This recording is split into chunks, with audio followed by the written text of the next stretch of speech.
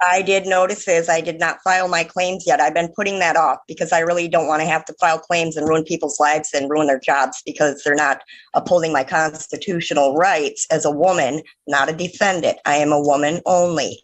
I, woman Angela. I, woman Angela. I, woman Angela. That's it. Ms. Christensen, I got to tell you, I don't know what in the heck you're talking about. You're talking I know. All right, good morning. We are on the record in the 89th District Court for the County of Sheboygan. We're conducting the physical hearing upstairs in the circuit courtroom. It's being clerked by the 89th District Court staff down in that courtroom. And we're here in the case of In Re Beth Bridgman on a contempt matter. Counsel, you want to state your appearances, please? Good morning, Your Honor. Paige Miller on behalf of the people. Attorney Eric Villanueva appearing as arraignment attorney on behalf of Beth Bridgman. Also, I will represent myself. Yes, Okay. we'll get to that. I would like to say I'm here on special appearance. Okay. No, I think I have some rights here. I don't know. What does special appearance mean to you? It means in a common law that I'm a living soul. I am not the straw man of the all caps. And you'll have an opportunity at a later time. Please just take a seat. I've never seen those opportunities come back around. Thank you. Okay. We'll get to that in a moment. So but I am now's waiving not the time. I am not waiving any of my rights. Ma'am. Okay. Thank you. Ms. Bridgman, you're free to stand or sit, whichever you're more comfortable with. I don't know how I would pull the chair up, so thank you. Well, then, if you want to sit there, I have no problem. All right. Thank you. All right, well, Ms. Bridgman, you're here for an arraignment on 2 allegations of contempt. So I have to advise you of what those are. The first was an order to show cause that I signed on December 13th, which alleges that you are in criminal contempt of court for the unauthorized practice of law and for preventing the defendant, Seth Flores, from meeting with the Michigan Indigent Defense Commission attorney prior to his arraignment. We scheduled that for a show cause hearing on December 20th. You did apparently appear in the courthouse that day and turned in a copy of the show cause cut into strips with the red lettering on it says your offer to contract is not accepted. And then you did not appear at that show cause hearing. So therefore I signed a warrant for your arrest for that non-appearance. So that warrant alleges that you are in criminal contempt for failing to appear at that show cause. So Failing to appear for order to show cause on Wednesday, December 20th for preventing defendant Seth Miguel Thomas Flores from meeting with MIDC attorney prior to his arraignment. So those are the 2 contempt citations pending against you. You have the right to have a hearing on both of those allegations where your contempt would need to be proven beyond a reasonable doubt. So both those contempt citations, if you are found to be in contempt or you admit to being in contempt, you could be punished by up to 93 days in the county jail and or a fine of $7,500 or both. That's the fine. That's the maximum penalty for both of the contempt citations. Ms. Bridgman, do you comprehend the rights that you have that I outlined for you and the maximum penalties I outlined for you? I think that I would like to wait. I have a call into the state trooper that your office or the prosecutor's office called to investigate something with me. And I was on the phone with her and told her I had received the show cause. And she said, he can't serve a show cause. I shot over a copy of it. He can't serve a show cause because you're not under bond. This is from the state attorney general's office. I was still on the phone with her. I had filed the paperwork at 9 o'clock. She called me at approximately 10 o'clock. I was still on the phone with her till after 11 o'clock. And she told me that you could not issue a show cause because I was not under bond. Now I understand you have just precluded all of my common law rights by forcing me in the back door into your jurisdiction on this side of the court. And I know that this is not what was on the original document in its entirety. So you have amped up the charges based on the fact that I failed to appear, but I believed she was going to let you know. She was collecting information from me for you. Ma'am, Okay, now, did you just understand what the judge asked you regarding those two charges? Did you just understand that I think there's a bigger overriding issue? Thank you. Hang on. Thank I'm you. not going to have this. I'm going to fire him, actually, so thank you very much, because I will represent myself. Okay. So you're telling me things in defense of the contempt citations, and you'll definitely have an opportunity to present any. No, because you already, Hang on, Mr. Villanueva, please stop. I don't want to have this be an argument between Thank you you. and Ms. Bridges. I guess I just like to state that well, I think we need to back it she's up. pleading not guilty to both of those, and that she would like to request a hearing, that she would like to represent herself at that future Okay. hearing. All right. No, Your but Honor, I all just of my want to- rights were strongly impinged upon for even when I never failed to appear. Okay.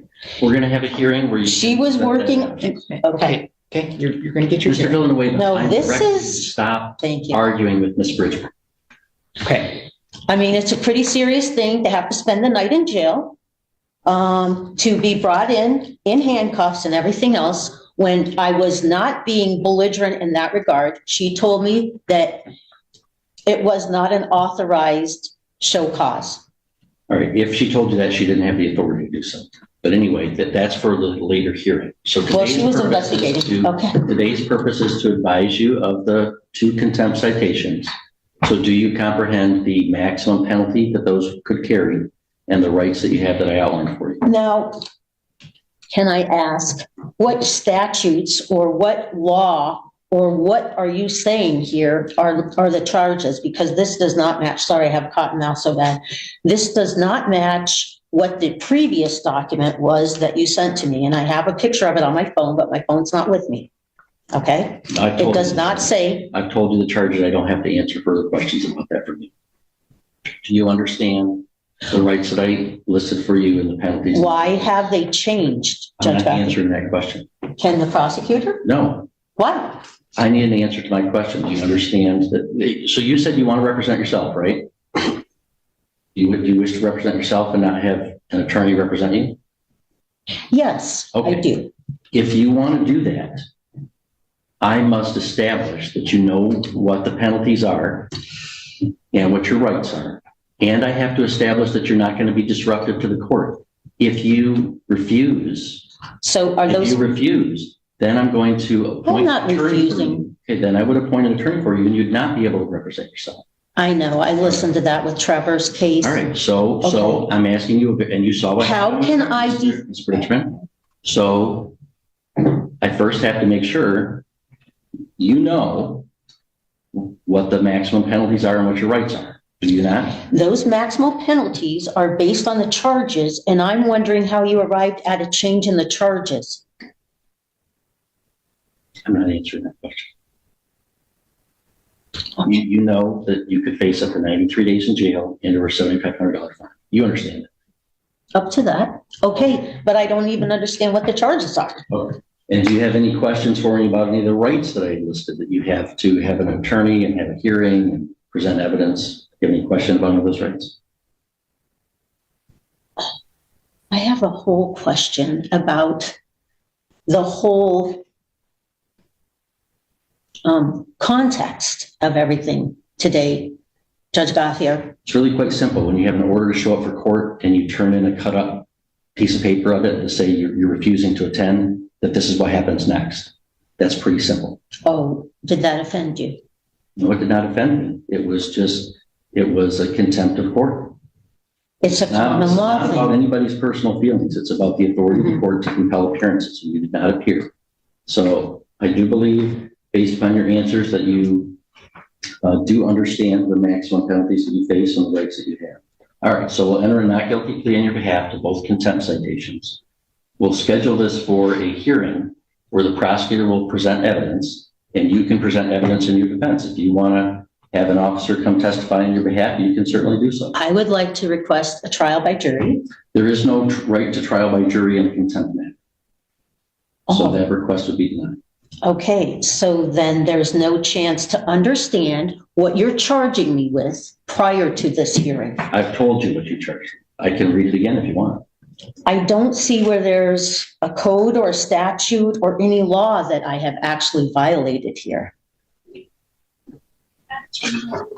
Well, that's not required to be on a contempt citation. I've told you what the allegations are. If you want me to read them to you again, I will. Okay, and the contempt charges that you're saying have changed from the first time. No, there are two. One is the contempt for unauthorized practice of law and preventing Mr. Flores from meeting with his MIDC attorney prior to his arraignment.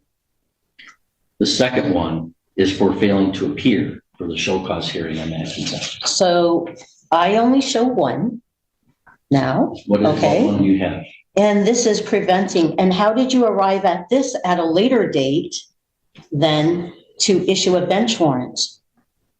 Mr. Villanueva? There's two items check marked here. This is after the fact. So then you added a different charge than the previous one about the same date. Ma'am, he read two charges. There's two charges marked here. Excuse me. I probably have more degrees than you do, All right. okay? All right. Now, I'm going to find that please, Judge Gothier. sure, go ahead. Thank you. Okay. So the first one was that I was practicing law. That was the first one. That's the show cause that you say I failed to appear for. No, it was contempt for unauthorized practice of law and preventing defendant Flores from meeting with MIDC attorney prior to his arraignment. That was on the original. No, I have a picture of the original one. This is why I'm not sure. Do you have a copy of that show cause in front of you right now or no? This one. Would Your Honor like to see what she has But- here? I just, so Okay, you don't. so how do I defend? Hang on. If you do not have in front of you right now a copy of the first show cause, I'm happy to provide a copy to you. So how did you arrive at a second show cause? Because you didn't show up. The second show cause is for failing to show. But I wasn't on bond. So both show causes are not in effect because I'm not on bond. Your Honor, what is the date of the first show cause? December 20th. No, that's Sorry, that was before the December 20th. Sorry. You may view this document. This is out of the court file. You may view it and then So- send it back. Judge Gothier, do I have any other recourse to clarify where I was on that day and the information that I was going off of by your own investigator? You do. You do. And Okay. that is a hearing date. Today, we're going to schedule a hearing date and you can present that evidence at that time. And how will the hearing affect a trial by jury As I told you, there is no right to trial by jury for in a contempt charge? So I Oh, can so schedule this is a perfect, nice little tidy package for everything. I see. Okay, So I can schedule this for a contempt hearing on Thursday, January 11th at 2 p.m. I think that would be way too soon for me. Thank you. Why is that? I need to get to some of the documentation and follow up with that state trooper, as well as perhaps a few other people, because I'm guessing, am I supposed to just talk to the prosecutor without the other witnesses that I had in my presence at the same time? I could schedule this for the afternoon of Thursday, January 25th. Then that gives you 3 weeks. Thank you.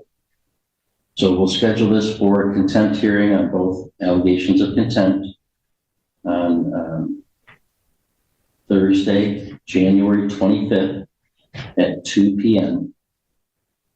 And do I understand correctly, you do not wish me to appoint an attorney that you want to represent yourself?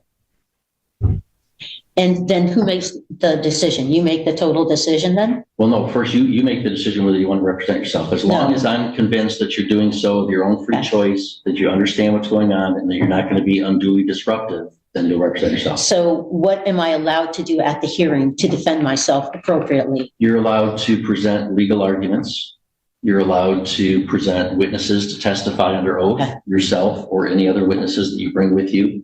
If you want to subpoena a witness, if you're representing yourself, you can't issue a subpoena without the court's signature. An attorney can issue a subpoena on their own.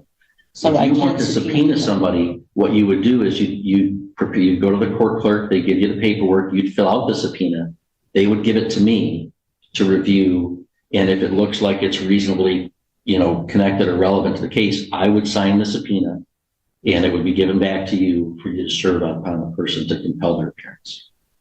I did not even get to watch the video that day because I was still on the phone with the trooper. And then people told me after I went up for Christmas that there was maybe a bench warrant, that you had issued a bench warrant. But everybody looked for it online at VineLink and couldn't find any bench warrant. So I was not trying to. I thought that trooper had told you what she told me, that I wasn't on bond, so I couldn't have a show cause. Okay, well, that's all going to be sorted out at the hearing. Okay, we don't have to sort all that out. Well, that's a lot of overnight in being arrested downtown and everything for a misunderstanding that I would like to. Mr. Richmond, Okay, I get it, you're not Judge Gothier. I know what happened. You're not fooling me. I've got the show cause that you apparently cut up into little strips and wrote. Yeah, but I brought it at 9:00 because do you know that that's actually a common law practice? And there are courts that recognize common law because sovereign people and people who take an oath of office can follow common law. All right, so the Not the contempt codes and hearing on both statutes. matters is scheduled for Thursday, January 25th at 2 p.m. I find that Ms. Bridgman is unequivocally exercising her right to represent herself, that she understands the nature of the charges against her, the maximum penalty, and the rights that she has. I find that although she certainly disagrees with the court procedures and processes, which is her right, that she's not being unduly disruptive to the court's business. So the court's going to recognize Ms. Bridgman's right to represent herself at that hearing. Can I ask one question?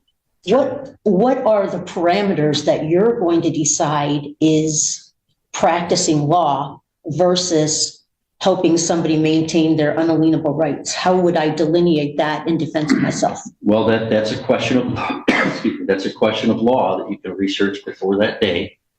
And I said I'll entertain legal arguments. The prosecutor will have to prove beyond a reasonable doubt at that hearing that you did in fact practice law on that day. That's where then there's a risk to representing yourself because an attorney, has access to and better training in researching the case law, interpreting what that is. The Michigan Supreme Court has issued some opinions about what that is. If you're representing yourself, you're going to have to find those on your own and make the argument as you see fit. If you want to hire an attorney or if you want an appointed attorney, they would be able to fashion those arguments on your behalf.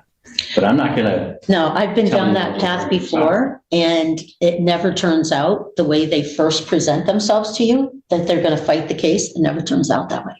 So I'm fully cognizant and aware of that, but I wanted to see what your standard was going to be. Hearing date. Okay. We'll arraign you on the charges. I'm going to recognize that you are exercising your right to represent yourself and discharge Mr. Villanueva from any further responsibility in the matter. The only other question I have to decide is whether you should be released on your own recognizance or whether you should be required to post a bond before the next hearing. So I'm going to hear first from the prosecutor and then from you on that question. Ms. Miller? Your Honor, I would object to a PR bond in this case first because of her failure to appear on December 20th. She had notice of that hearing date as she dropped off the show cause to the court that had the date on it. Further, an underlying case that this was initially filed, she encouraged someone to not appear for their court date or to leave the court before they were arraigned. So I do have concern about her appearance at the next trial, the next date. All right, Ms. Bridgman, anything you want to tell me with regard to whether I should allow you to be released on your own recognizance before that hearing or whether... I showed up at 9 a.m., Your Honor, and anybody could call me if they didn't understand that. I filed a similar document in Mackinac County and they accepted it. Common law is a very acceptable kind of a standard if you know it and you know what you're doing. So maybe there'll be a chance that I can present some of these other avenues, because how does my country tell me to take an oath of office to defend the Constitution, but then I'm held to only codes and statutes of the Michigan legislative body, governor, and perhaps Supreme Court? That's the overarching arcing question here, I think. And I think a lot of people Well, I can struggle with recommend the that. Schoolhouse Rock video to you about how a bill becomes law and the laws. Oh, I know how it happens. Your Honor. I also know we don't have a lot of Your Honor. judicial review. So Your Honor, part as of the the- question, any input, Mr. Gillenway? Yes, I guess I know you just released me as the attorney of record, but I guess in support of the bond on her behalf, would you like to- Yes, go ahead. Yeah, so I like to advise the court that Ms. Bridgman is a resident of the city of Sheboygan. She advised that she's a former social studies teacher. She's presently collecting disability. So she informs me I'm unaware of the status of if she has an automobile or anything. I'm not aware of any known criminal history for Ms. Bridgman, and she reports that she has no drug or alcohol issues. Granted, there's this allegation of not appearing at a previous hearing, and she was picked up, I believe, within the Sheboygan County for that. And so I advise that Your Honor. Oh, and one last thing, she's politically to this area, this local municipality. It seems unlikely that she would go anywhere, and how she would do that. And so, Your Honor, I would ask that you set reasonable bond for her release. Thank you. All right, thank you. Well, I don't believe that Ms. Bridgman poses any danger to public safety. I don't think she's a flight risk per se of fleeing from the jurisdiction. However, I do believe that she's a heightened risk of just flat out refusing to appear, as evidenced by the fact that she cut up the previous show cause into little strips and wrote that she wasn't accepting an offer. Well, they It wasn't didn't, an offer, it was an order sorry, to appear. They didn't And you can't actually have hand it to people me. just refuse to appear on orders to appear by saying, sorry, I don't want to. So I don't think that release on her own recognizance would be sufficient to secure her appearance. So I'm going to set bond in the contempt matter at $10,000 cash or surety to the full amount. There'll be no special conditions attached to it, however, just the standard conditions, Ms. Bridgman, that you have to make sure that we know if you change we have to know your address, contact information. You can't violate any laws in the state of Michigan or any political subdivision thereof, and you must appear for all court appearances. So the whole bond thing keeps me under your jurisdiction, which I wouldn't have come into your court the same way today, except that you put me in jail, so I was forced to.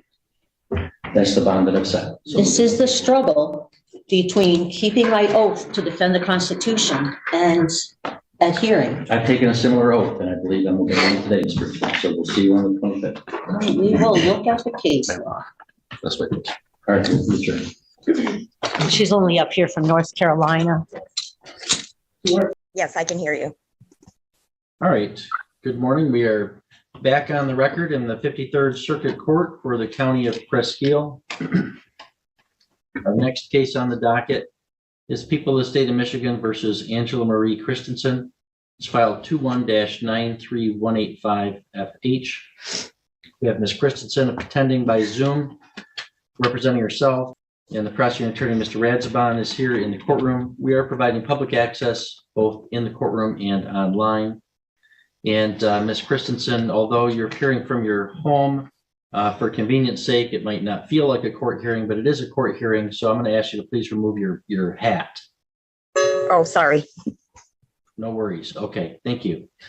All right, so as we begin the hearing, just like last time, I'm required each time to remind you that you do have the right to the assistance of a lawyer if you wish. And that includes the right to a lawyer at public expense if you were indigent, and that you've previously waived that right and wish to represent yourself. And so I guess I want to ask you again, do you reaffirm that you'd like to represent yourself in this matter, or would you like to have a lawyer? No, I would like to self-govern, and I stand on my paperwork. Okay, so what we have today, you did file 4 written notices that asked for some type of relief, and we had adjourned the hearing to today for any argument on that. So the prosecutor has had a chance to review them. So Ms. Christensen, you say that you stand by the paperwork, and that's fine. I do have the paperwork in front of me. Is there any argument that you'd want to make on your behalf right now to me in support of those claims, or do you wish to just rely on the written pleadings you filed? It is my wish to stand on my paperwork. Okay. Mr. Radsbaum, do the people have any argument in opposition to those 4 notices? Your Honor, I've reviewed the paperwork and I guess while she may not recognize or honor the state of the law, I don't believe that there's any relief that's recognized under law that would allow you to dismiss this case against her based on what she's alleged in the paperwork. I fail to see it. Okay. All right. Well, Ms. Christensen, now I'm going to make a ruling on the notices, which I'm construing as some motion or request for relief. And I've got a written order that I'll enter. I'll read it at this point. Defendant, who at this point in the case is representing herself, has filed 4 handwritten notices. These notices appear to seek relief in one form or another. As to the first notice, defendant asserts that she is a woman and not a defendant. The court finds that Angela Christensen is both a woman and a defendant in this criminal action. To the extent her notice seeks relief, such relief is denied. As to the second notice, defendant demands that any man or woman with a claim against her appear and present such claim in open court. To the extent that this notice seeks to invoke defendant's right to confront her accusers, this court will enforce that right. However, the right of confrontation does not require the complaining witnesses to appear at all pretrial hearings, but only the trial or any necessary evidentiary hearings. So to the extent that this notice seeks to require the appearance of any complaining witnesses at all pretrial hearings, such relief is denied. As to the third notice, defendant asserts that this court lacks authority over her and that only her creator has that authority. Without gainsaying the authority of the creator, it can be noted that religious traditions commonly recognize that the creator has instituted human authority as well.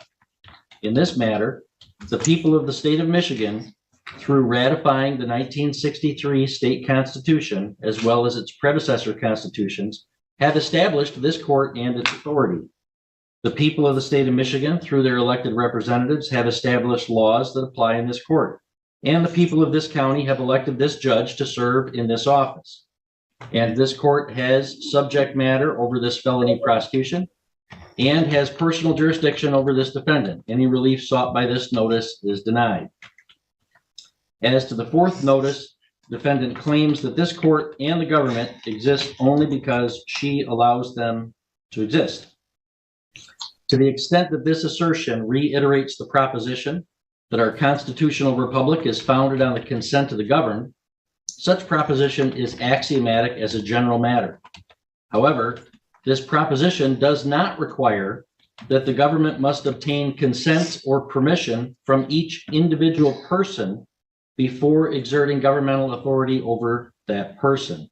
Such an idea is nonsense and would result not in a constitutional republic, but in anarchy. This defendant's views would render all the criminal laws null and void, which is legally and practically absurd. Therefore, any relief sought by this notice is also denied.